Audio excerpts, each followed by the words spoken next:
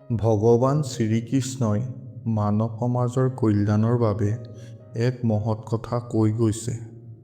ৰাতিপুৱা শুই উঠি মৰি গ'লেও তিনিটা বস্তু দৰ্শন কৰিব নালাগে। এই তিনিটা বস্তু দৰ্শনে আপোনাৰ জীৱনলৈ ভয়ানক বিপদ মাতি আনিব পাৰে।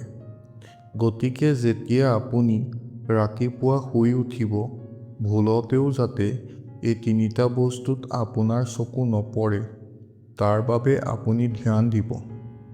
বিপৰীতে তিনিটা বস্তু যদি আপুনি ৰাতিপুৱা শুই উঠি দৰ্শন কৰে, তেন্তে আপোনাৰ গোটেই দিনটো ভাল হোৱাৰ লগতে ভৱিষ্যত জীৱনো মংগলময় হ'ব।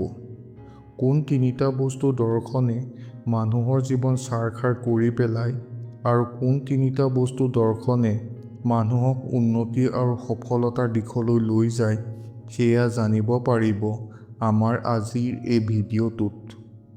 ৰাতিপুৱা শুই উঠি কি বস্তু কেতিয়াও দৰ্শন নকৰিব। ভগৱান শ্ৰীকৃষ্ণই কৈছে যে যি মানুহে ৰাতিপুৱা শুই উঠি সেই তিনিটা বস্তু দৰ্শন কৰে, সেই মানুহৰ এই জীৱন ছাৰখাৰ হৈ যায়। যদি আপুনিও আপোনাৰ জীৱনটো গঢ়িব বিচাৰিছে, যদি আপুনিও আপোনাৰ জীৱনটো গঢ়িব বিচাৰিছে, যদি আপুনিও আপোনাৰ জীৱনটো ধ্বংস কৰিব বিচৰা নাই, তেন্তে এই তিনিটা বস্তু দৰ্শনৰ পৰা আঁতৰি আন তিনিটা বস্তু দৰ্শন কৰিলে আপুনি জীৱনত সফলতাৰ মুখ দেখিবলৈ পাব। ভিডিঅ'টোত মন দিব। এই ভিডিঅ'টো প্ৰতি ৰাতিপুৱাই আপোনাৰ কামত আহিব।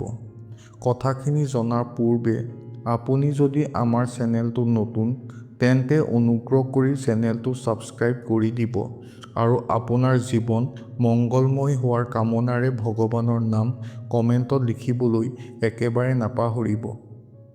আমি আগৰ বহু ভিডিঅ'তে কৈছোঁ, পুৱাৰ বাতাৱৰণ একেবাৰে বিশুদ্ধ। পুৱা বাতাৱৰণ একেবাৰে নিৰ্মল আৰু পবিত্ৰ। পুৱা বাতাৱৰণতে এক যোগাত্মক শক্তি নিহিত হৈ থাকে।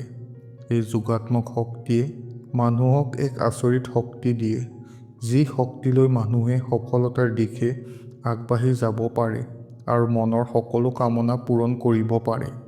সেইবাবে এই নিৰ্মল বাতাৱৰণত যিসকল উঠে, তেওঁলোকে জীৱনত যথেষ্ট সফল হ'বলৈ সক্ষম হয়। যিজন মানুহে পুৱা সোনকালে বিচনা ত্যাগ কৰে, সেইজন মানুহে সৰ্বোত্তম প্ৰাপ্তি লাভ কৰে। ভগৱান শ্ৰীকৃষ্ণইও এই ব্ৰহ্ম মুহূৰ্তৰ সময়খিনি বিচনা ত্যাগ কৰাৰ বাবে উত্তম সময় বুলি অভিহিত কৰিছে। কোৱা হয়, ব্ৰহ্ম মুহূৰ্তত যিয়ে বিচনাখন ত্যাগ কৰিব পাৰে, সেইজন মানুহেই জীৱনত সফলতাৰ মুখ দেখে। তেওঁৰ জীৱন কেতিয়াও অধোগতিৰ দিশে আগ নাবাঢ়ে। তেওঁ কেতিয়াও জীৱনত পিছলৈ চাবলগীয়া নহয় আৰু তেওঁ কেতিয়াও জীৱনত ব্যৰ্থ নহয়। সেইবাবে কথাখিনি জনোৱাৰ পূৰ্বে আপোনাক কওঁ, সদায় সোনকালে উঠিবলৈ চেষ্টা কৰিব। প্ৰতিজন মানুহেই কামনা কৰে তেওঁ আৰ্থিক অভাৱ অনাটনি নহওক। প্ৰতিজন মানুহেই কামনা কৰে তেওঁ ভঁৰাল যাতে ধনেৰে ভৰি পৰে। প্ৰতিজন মানুহেই কামনা কৰে তেওঁ পকেটত বা পাৰ্চত যাতে সদায় টকা থাকে। প্ৰতিজন মানুহেই কামনা কৰে যাতে মা লক্ষ্মী সদায় লগত থাকে আৰু মা লক্ষ্মীৰ কৃপা যাতে তেওঁ সদায় লাভ কৰিব পাৰে। আত্মীয় স্বজন আৰু পৰিয়ালৰ লোক যাতে সদায় সুখত থাকে, বিপদবিহীন হৈ থাকে আৰু আৰ্থিক সংকট নোহোৱাকৈ থাকে। ইয়াৰ বাবে আমাৰ শাস্ত্ৰত এনে কিছুমান উপায়ৰ কথা কোৱা হৈছে, যিবোৰ উপায় অৱলম্বন কৰি এই সকলোবোৰ আমি পাবলৈ সক্ষম হ'ম আৰু প্ৰতিজন মানুহেই ৰাতিপুৱা শুই উঠাৰ সময়ত এইখিনি কৰিব লাগে। এনে কিছুমান বস্তু আছে যিবোৰ পুৱাৰ সময়ত দৰ্শন কৰিলে যথেষ্ট শুভফল লাভ কৰিব পাৰি, আৰু এনে কিছুমান বস্তু আছে যিবোৰ যদি আপুনি পুৱাৰ ভাগত দৰ্শন কৰে, তেন্তে আপোনাৰ জীৱন ছাৰখাৰ হোৱাটো খাটাং। কিছুমান বস্তু ৰাতিপুৱা দৰ্শন কৰিলে আপোনাৰ জীৱনলৈ দুৰ্ভাগ্য আহিব। এতিয়া মই আপোনাক ক'ম কোনকেইটা বস্তু আপুনি পুৱাৰ ভাগত দৰ্শন কৰা উচিত আৰু কোনকেইটা বস্তু আপুনি পুৱাৰ ভাগত মুঠেও দৰ্শন কৰা অনুচিত। ৰাতিপুৱাটো যাৰ ভাল হয়, সমগ্ৰ দিনটো তাৰ বাবে ভাল হয়। গতিকে শুভ কামেৰে প্ৰথম পুৱাটো আৰম্ভ কৰা উচিত। তাৰ বাবে আপুনি দুৱাৰমুখত তামৰ পাত্ৰত অলপ পানী ৰাখিব। পানী মানে তামৰ পাত্ৰটো ভৰপূৰ কৰি ৰাখিব। ৰাতিপুৱা যেতিয়া আপুনি দুৱাৰখন খুলিব, প্ৰথমে সেই তামৰ পাত্ৰটোৱে আপুনি দেখিব। তামৰ পাত্ৰত পানী ৰাখিলে কি হয়, আমাৰ বাতাবৰণৰ যি পজিটিভ এনাৰ্জি আছে, সেই পজিটিভ এনাৰ্জি সেই তামৰ পাত্ৰত থকা পানীখিনিয়ে আকৰ্ষণ কৰি ল'ব পাৰে। যদি ঘৰখনত আপুনি এটা যোগাত্মক বা পজিটিভ বাতাবৰণ বিৰাজ কৰি ৰাখিব বিচাৰিছে, তেন্তে সদায় আপুনি ঘৰৰ দুৱাৰমুখত শোৱাৰ পূৰ্বে এটা তামৰ পাত্ৰত ভৰ্তি কৰি পানী ৰাখক। এনেকুৱা কৰিলে কি হ'ব জানে? আপোনাৰ ঘৰখনত শান্তি প্ৰতিষ্ঠা হ'ব, আপোনাৰ ঘৰখনত হাই কাজিয়া নোহোৱা হ'ব আৰু গৃহকন্দল আপোনাৰ ঘৰত সমূলি নোহোৱা হ'ব। কোনো নিগেটিভ বাতাবৰণে আপোনাৰ ঘৰত স্থান নাপায়। অৰ্থাৎ নিশাৰ ভাগত কোনো নিগেটিভ শক্তি আপোনাৰ ঘৰলৈ আহিব নোৱাৰে, যদিহে আপুনি এটা তামৰ পাত্ৰত ভৰ্তি কৰি পানী ৰাখে। এটা কথা কওঁ, য'ত স্বচ্ছতা আছে তাতহে কিন্তু মা লক্ষ্মী আছে, আৰু য'ত লেতেৰা আছে তাত মাৰ লক্ষ্মীৰ ভগ্নী অলক্ষ্মী আছে। গতিকে ৰাতিপুৱা শুই উঠি প্ৰথম ঘৰৰ মহিলাগৰাকীয়ে নিজৰ কোঠাটো পৰিষ্কাৰ পৰিচ্ছন্ন কৰিব লাগে, যাতে কোঠাটোত বা ঘৰখনৰ আন কোঠাত মা লক্ষ্মীয়ে বাস কৰে। গতিকে ঘৰখনৰ মহিলাগৰাকীৰ শুই উঠি প্ৰথম কামটোৱেই হ'ব কোঠাটো পৰিষ্কাৰ কৰা। ঘৰৰ প্ৰতিটো কোঠা চাফ চিকুণ কৰাৰ পিছত ঘৰৰ চোতাল আৰু ঘৰৰ চৌহদ একেবাৰে চাফ চিকুণ কৰিবলৈ নাপাহৰিব। পাকঘৰটো আপুনি যেতিয়া পৰিষ্কাৰ কৰিব, তাক সদায় মন্দিৰ জ্ঞান কৰি পৰিষ্কাৰ কৰিব। মন্দিৰ যেনেকৈ আপুনি চাফ চিকুণ কৰে, ঠিক তেনেকৈ আপুনি আপোনাৰ ঘৰৰ পাকঘৰটো পৰিষ্কাৰ কৰিব। তেতিয়া মা অন্নপূৰ্ণা আপোনাৰ লগতেই থাকিব। আৰু পাৰিলে ঘৰখনৰ মজিয়াত আপুনি স্বস্তিক আঁকিব। স্বস্তিক মা লক্ষ্মীৰ অতি প্ৰিয়। মা লক্ষ্মীক প্ৰসন্ন কৰিবলৈ ঘৰৰ মজিয়াত স্বস্তিক অংকন কৰাটো খুবেই প্ৰয়োজন। যিখন ঘৰৰ মূল দুৱাৰমুখত স্বস্তিক থাকে, সেইখন ঘৰত মা লক্ষ্মীয়ে প্ৰৱেশ কৰে। সেইখন ঘৰৰ পৰা মা লক্ষ্মী হেনো কেতিয়াও আঁতৰি নাযায়। ঘৰৰ মূল দুৱাৰত স্বস্তিকৰ চিহ্ন ৰখাটো খুবেই ভাল। মা লক্ষ্মী এই চিহ্নৰ প্ৰতি যথেষ্ট আকৰ্ষিত হয়। ৰাতিপুৱা শুই উঠিয়েই হাতৰ তলুৱা দৰ্শন কৰিব লাগে। হাতৰ তলুৱাত মা লক্ষ্মী থাকে, মা সৰস্বতী থাকে আৰু ভগৱান নাৰায়ণ থাকে। যিয়ে ৰাতিপুৱা শুই উঠি ভগৱান নাৰায়ণ, মা লক্ষ্মী আৰু মা সৰস্বতীক দৰ্শন কৰি দিনটোৰ আৰম্ভণি কৰিব, তাৰ জানো কিবা বেয়া হ'ব পাৰে? সেইজন মানুহৰ দিনটো ব্যৰ্থ হোৱাৰ চান্স আছে জানো? কেতিয়াও নাই। ভগৱানৰ মুখ দৰ্শন কৰি যিজন মানুহে সেই দিনটো আৰম্ভ কৰিব, তেওঁৰ কেৱল ভালেই হ'ব। গতিকে দিনটোৰ আৰম্ভণিৰ পূৰ্বে চকু মেলি হাতৰ তলুৱাখন দৰ্শন কৰিহে আপুনি ধৰিত্ৰীত ভৰি দিব। এনেকৈ যিয়ে দিনটো আৰম্ভ কৰে, তেওঁ সফলতাৰ ক্ষেত্ৰত পৃথিৱীৰ কোনো শক্তিয়ে বাধা ৰাখিব নোৱাৰে। ঘৰত যদি আপোনাৰ জ্যেষ্ঠজন আছে, পিতৃ মাতৃ বা অন্যান্য কোনোবা জ্যেষ্ঠ লোক আছে, তেওঁলোকক শুই উঠি স্নান আদি কৰাৰ পিছত সেৱা কৰিবলৈ একেবাৰে নাপাহৰিব। জীৱনত সফলতা লাভৰ বাবে জ্যেষ্ঠজনৰ আশীৰ্বাদ লোৱাটোও খুবেই দৰকাৰ। জ্যেষ্ঠজনৰ আশীৰ্বাদ ল'লে আপুনি সংস্কাৰী হ'ব।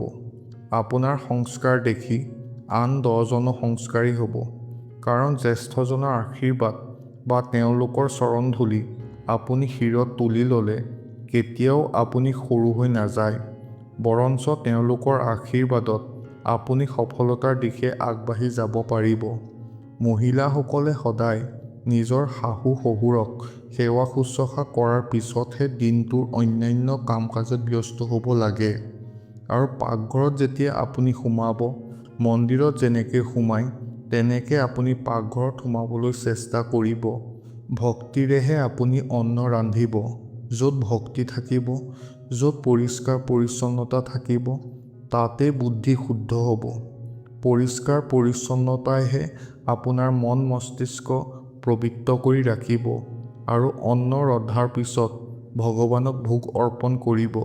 এভাগ গোমাতাক দান কৰিব। ভগৱানক ভোগ অৰ্পণ কৰি ভগৱানক অৰ্পণ কৰা ভোগ আপুনি বাকী ৰন্ধা খাদ্যৰ সৈতে মিহলি কৰি দিব। তেতিয়া কি হ'ব জানে? সেইখিনি প্ৰসাদত পৰিণত হ'ব। আৰু প্ৰসাদ যেতিয়া আপুনি গ্ৰহণ কৰিব, তেতিয়া আপুনি মহাফল লাভ কৰিব। আৰু মনত ৰাখিব, ভগৱানক অৰ্পণ কৰা ভোগ যাতে সম্পূৰ্ণ সাত্বিক হয়। আৰু গোমাতাক কিয় অন্নদান কৰিব লাগে জানেনে? এভাগ যদি আপুনি গোমাতাক প্ৰতিদিনে অন্নদান কৰিব পাৰে, তেন্তে ঘৰত সদায় সুখ শান্তি বিৰাজমান হৈ থাকিব। এইখিনি হ'ল ৰাতিপুৱা উঠি আপুনি দৰ্শন কৰিবলগীয়া কাম। কিন্তু আটাইতকৈ ডাঙৰ কথাটো হ'ল ৰাতিপুৱা শুই উঠি কোনবোৰ কাম কৰিব নালাগে। কোনবোৰ কাম কৰিলে জীৱন থানবান হৈ যোৱাৰ আশংকা থাকে। মন দি কেৱল আপুনি শুনি যাওক। ৰাতিপুৱা শুই উঠি আপুনি যেতিয়া ঘৰৰ মূল দুৱাৰ মুখলৈ যাব, দুৱাৰখন যেতিয়া আপুনি খুলি দিব, এটা কথা মনত ৰাখিব। প্ৰথমবাৰ আপুনি আপোনাৰ ঘৰৰ সন্মুখৰ ফালে চাওঁতে কোনো লেতেৰা আৱৰ্জনা বা জাবৰৰ ওপৰত আপোনাৰ দৃষ্টি নপৰে। তাৰ বাবে নিশা শুবলৈ যোৱাৰ পূৰ্বে সকলো পৰিষ্কাৰ পৰিচ্ছন্ন কৰি, চাফ চিকুণ কৰি, ঠিক ঠাক কৰিহে আপুনি শুবলৈ যোৱা উচিত। নহ'লে ৰাতিপুৱা দুৱাৰখন খুলিয়ে যদি আপোনাৰ চকু জাবৰ জোথৰত পৰে, তেন্তে আপোনাৰ মন মগজু নিগেটিভ হৈ পৰাৰ আশংকা আছে। কোৱা হয়, এনেধৰণৰ লেতেৰা পৰিৱেশ যদি আপুনি শুই উঠি দেখা পায়, তেন্তে জীৱনলৈ দুৰ্ভাগ্য নামি আহে। আৰু এটা কথা, ঘৰৰ সন্মুখখন যদি আপুনি লেতেৰা কৰি ৰাখে, ঘৰৰ চোতালখন যদি আপুনি জাবৰ দি ৰাখে, মূল দুৱাৰ মুখখন যদি আপুনি অপৰিষ্কাৰ কৰি ৰাখে, তেন্তে আপোনাৰ ঘৰত বাস্তুদোষ উৎপন্ন হ'ব পাৰে। বহুতৰে ঘৰত হিংস্ৰ জীৱ-জন্তুৰ ফটো থাকে, ছবি থাকে বা অশ্লীল ফটো থাকে। ৰাতিপুৱা শুই উঠিয়ে যাতে আপোনাৰ দৃষ্টি সেইবোৰত নপৰে, তাৰ বাবে আপুনি ব্যৱস্থা কৰি ল'ব। এই কথাটো সকলোৱে জানে। ৰাতিপুৱা শুই উঠিয়ে যাতে কোনোৱে প্ৰথমে আইনাত নিজক দৰ্শন নকৰে। কাৰণ ৰাতিপুৱা শুই উঠি আইনা চোৱাটো একেবাৰে অনুচিত। ৰাতিপুৱা শুই উঠি যি মানুহে আইনা দৰ্শন কৰে, যাৰ দৃষ্টি প্ৰথম আইনাখনত পৰে, তেওঁ জীৱনলৈ দুৰ্ভাগ্য আহে। গতিকে শোৱনি কোঠাত আইনাখন এনেকুৱা স্থানত ৰাখিব, যাতে শুই উঠি আপুনি আইনাখন দৰ্শন নকৰে। আপোনাৰ শোৱনি কোঠাত ভগৱানৰ ফটোখন এনেকুৱা স্থানত ৰাখিব যাতে চকু মেলিয়ে আপুনি পৰমাত্মাৰ দৰ্শনহে পায়। পুৱা শুই উঠি কেতিয়াও চুৰি, কটাৰী, দা বা ধাৰযুক্ত কোনো বস্তু আপুনি দৰ্শন কৰা অনুচিত। এনেকুৱা বস্তুৱে ঋণাত্মক শক্তি উৎপন্ন কৰে। কোৱা হয় যে যি মানুহে পুৱা শুই উঠি চুৰি, কটাৰী বা দা দৰ্শন কৰে, সেই মানুহৰ স্বভাৱ হেনো খঙাল হয়। সেই মানুহৰ স্বভাৱ উগ্ৰ হয়। গতিকে ঘৰখনত দা, কটাৰী এনেকুৱা স্থানত ৰাখিব লাগে যাতে পুৱা উঠি আপোনাৰ চকু সেইবোৰত নপৰে। নহ'লে ঘৰখনত বিদ্বেষৰ বীজ ৰোপণ হ'ব। পুৱা উঠিয়ে যিখন ঘৰত চিঞৰ-বাখৰ আৰম্ভ হয়, যিখন ঘৰত অপশব্দ দিয়া বাক্য, কটু বাক্য কোৱা আৰম্ভ হয়, সেইখন ঘৰৰ পৰা মা লক্ষ্মী আৰু ভগৱান নাৰায়ণ চিৰদিনৰ বাবে আঁতৰি যায়। বিশেষকৈ মহিলাসকলে এই কথাটো ধ্যান দিব লাগে যাতে পুৱা শুই উঠিয়েই ঘৰখনত এক ভক্তি ভাৱৰহে সৃষ্টি হয়। তাৰ প্ৰতি ঘৰখনৰ মহিলাগৰাকীয়ে নজৰ দিয়া উচিত। গতিকে আজিৰ পৰা আপুনি ঘৰখনত কাকো ৰাতিপুৱাৰ ভাগত চিঞৰ-বাখৰ কৰি নামাতিব, কাকো গালি-গালাজ নকৰিব। যদি এনেকুৱা কৰে, আপোনাৰ ঘৰখনলৈ কিন্তু অশনি সংকেতহে নামি আহিব। জীৱনৰ দুখ কষ্ট নোহোৱাকৈ যদি সফল হ'ব বিচাৰিছে, আগবাঢ়িব বিচাৰিছে আৰু আৰ্থিক অনাটনৰ সন্মুখীন নোহোৱাকৈ যদি জীৱনটো চলাই নিব বিচাৰিছে, তেন্তে আমাক শাস্ত্ৰই দিয়া সিদ্ধান্তবোৰ মানি চলিব লাগিব। পুৱা শুই উঠি আপুনি ভগৱানক ধন্যবাদ দিয়ক। হে ঈশ্বৰ, তুমি মোক জীয়াই ৰাখিলা। তুমি মোক এটা নতুন পুৱা উপহাৰ দিলা। তোমাক শতকোটি ধন্যবাদ। প্ৰভু, তুমি মোৰ ওপৰত যিমান কৃপা কৰিছা তাৰ বাবে মই তোমাৰ চিৰঋণী। ইমান অপৰাধ কৰিছোঁ, ইমান দুখ কৰিছোঁ, তাৰ পিছতো তুমি মোক সুকলমে ৰাখি এটা সুন্দৰ পুৱা উপহাৰ দিছা। তাৰ বাবে তোমাক ধন্যবাদ জনাইছোঁ।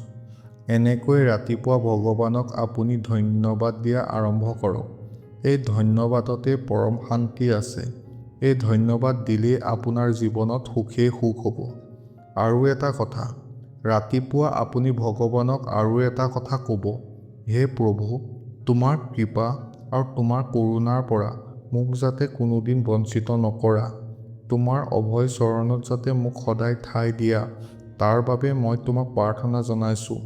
প্ৰভু, আজিৰ দিনটো তুমি এনে পথেৰে মোক লৈ যাবা, যি পথত কেৱল পবিত্ৰতা আছে, যি পথত কোনো কপটতা নাই, যি পথত কেৱল তুমি আছা। সেই পথেৰে গ'লে মই কেৱল তোমাৰ দৰ্শন পাওঁ।